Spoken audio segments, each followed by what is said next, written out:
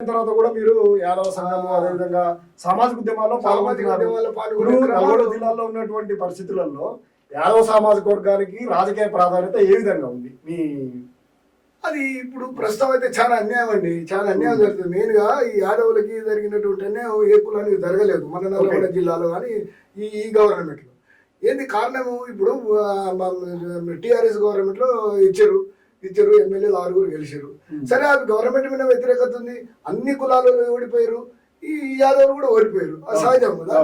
మరి వాళ్ళు ఒక్కలే ఇచ్చారండి, టిఆర్ఎస్ వాళ్ళే ఇచ్చారు. మరి కాంగ్రెస్ ఇచ్చినట్టయితే గెలిచేవాళ్ళం కదా. ఇప్పుడు కోదాడు మాకు ఇచ్చినట్టయితే గెలిచేవాళ్ళం, సాగర్ మాకు ఇచ్చినట్టయితే గెలిచేవాళ్ళం, మిర్యాలు కూడా మాకు ఇచ్చినట్టయితే గెలిచేవాళ్ళం. వాళ్ళు టికెట్ అయ్యలేదు, టికెట్ ఇవ్వకుండా మీరు ఇస్తే ఓడిపోయారు అని అంటే మరి టిఆర్ఎస్ లో ఉన్నటువంటి అగ్రవర్ణాలు కూడా అందరూ ఓడిపోయారు. అది దాని మీద వ్యతిరేకత వచ్చింది, తీసేయాలనుకున్నారు. ఏ కులాన్ని చూస్తారా? అక్కడ కులాన్ని చూడరు కదా. మరి మీరు ఇచ్చినట్టయితే మరి మా కులం వాళ్ళే గెలిచేవారు కదా. ఒక్కళ్ళు కూడా గెలవలేదు, ఒక్క బెయిల్ అయ్యేలాకి ఇచ్చారు. ఆ బెయిల్ అయ్యేలా కానీ మరి ఇప్పుడు మంత్రివర్గం ఇవ్వాలి కదా.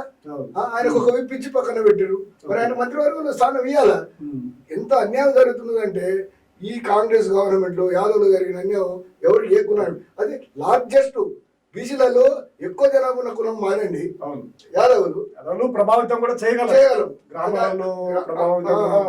ఇప్పుడు మా జాతికి ఒక మంచి పేరు ఉందండి, వాళ్ళు నిజాయితీ పరులు, అబ్బెద వాడరు, అప్పు తీసుకుంటే ఎగొట్టరు అని మాకు ఒక మంచి పేరు ఉంది. అందరితో సమన్వయం చేస్తారు కాబట్టి అది ఇప్పటికైనా ఈ కాంగ్రెస్ గవర్నమెంట్ కళ్ళు తెరిచి నామినేటెడ్ పోస్టులలో కానీ, ఎమ్మెల్సీ పోస్టులలో కానీ, రాజ్యసభ పోస్టులలో రాజ్యసభ ఇచ్చారు ఒక ఆయనకు, సంతోషమే.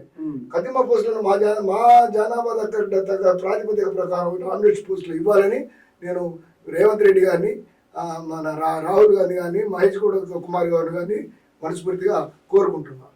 ఈ తప్పిదానికి మీరు ఇవ్వకపోతే రాబోయే రోజుల్లో మా యాదవులు పూర్తిగా మీ కాంగ్రెస్ పార్టీకి దూరం అయ్యే పరిస్థితి ఉన్నది. మీరు కూడా ఎంక్వైరీ చేసుకోండి, మీకు కూడా ఎప్పటికప్పుడు రిపోర్ట్లు ఉంటాయి, దాన్ని సరి చేసుకోవాలని నా మనవి.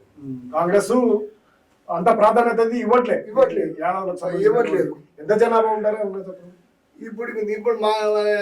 ఇప్పుడు దాదాపు 1,20,000 1,30,000 జనాభా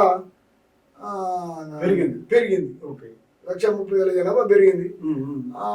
తెలిసిన కాడికి 90 లక్షల చిల్లర మన యాదవ జనాభా ఉన్నారని మా లెక్క అంచనా. మరి గవర్నమెంట్ మన కులకరణ చేసిన దాంట్లో మరి ఎంత వచ్చిందో తెలియదు, వెడలించలేదు కదా. ఇప్పుడు మన కులగణన చేశారు, మరి ఈ కులంలో ఎన్ని ఓట్లు ఇంత ఉన్నదని బహిరంగంగా ఎవరు గవర్నమెంట్ ప్రకటించలేదు. ఏదో నువ్వు నేను అనుకోవటమో లేకుంటే కొంతమంది తెలిసిన విషయాలు చెప్పడమో తప్ప బహిరంగంగా గవర్నమెంట్ ప్రకటించాలి ఏ కులం ఎన్ని ఓట్లు ఉన్నాయి అనేది. దాంట్లో ఎందుకు తక్కువ వచ్చింది అనేది ఆ కులంలో షార్ట్అవుట్ చేసుకుంటారు. షార్ట్అవుట్ చేసుకుని ఎక్కడ తప్పు జరిగిందో గవర్నమెంట్ చెప్తారు, దాన్ని సరి చేసుకోవాలి. ఆ బాధ్యత మీరు తీసుకోవాలి అని మొత్తానికి ఒక్కటే కాడిని కట్టేసి ఇంతమంది ఉన్నారు మీరు ఇంతమంది ఉన్నారు అని కరెక్ట్ కాదు. థ్యాంక్ యూ నాగేశ్వరరావు గారు. ఇంకా విన్నారు కదా, రాష్ట్ర వ్యాప్తంగా అదేవిధంగా నల్గొండ జిల్లాలో బీసీ వాదం ఇప్పుడు ఎక్కువగా పెరుగుతూ ఉంది. ఇటువంటి నేపథ్యంలో బీసీలలో అధిక జనాభా కలిగి మంచి సంబంధాలు ప్రజలందరితోటి మంచి సంబంధాలు కలిగినటువంటి యాదవ సామాజిక వర్గానికి ముఖ్యంగా కాంగ్రెస్ ప్రభుత్వము కాంగ్రెస్ పార్టీ అంతగా ప్రాధాన్యత ఇవ్వటం లేదు. ఎమ్మెల్యే టికెట్లు కానీ నామినేటెడ్ పదవులు కూడా ఇవ్వట్లేదు, అందుకే దూరంగా ఉంటున్నారు. ఇది ప్రభుత్వము కాంగ్రెస్ పార్టీ పరిశీలన చేయాల్సినటువంటి అవసరం ఉంది. అనేక ప్రాధాన్యతను యాదవులకు బీసీలలో ఎక్కువగా జనాభా కలిగినటువంటి యాదవులకు ప్రాధాన్యత ఇవ్వాల్సినటువంటి అవసరాన్ని నాగేశ్వరరావు కోరుతా ఉన్నారు. మరిన్ని అప్డేట్ కోసం చూస్తూనే ఉండండి బెల్ టీవీ. వాయిస్.